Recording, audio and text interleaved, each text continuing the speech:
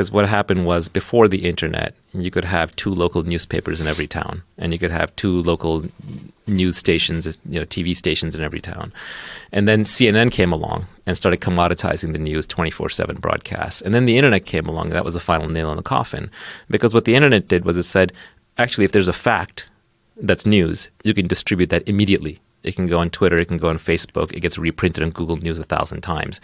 You go on Google News, you're like, okay, what's the piece of news, which source, and 3,000 other articles. Too many, right? Yeah. So news has become commoditized. So the entire news media has shifted into peddling opinions and entertainment. Yes. And so now they've become a variation between like cheerleaders, shock troops, enforcers, talking heads. So these are now propaganda machines signaling for their tribes. There's a right-wing one, there's a left-wing one, right? There's the alt-right, there's a control left, and the two of them are just fighting it out using their various media organs and memes.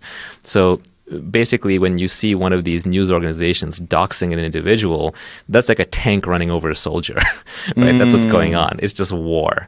And so there's no such thing anymore as a neutral media commentator. The illusion of objectivity that journalism had is lost.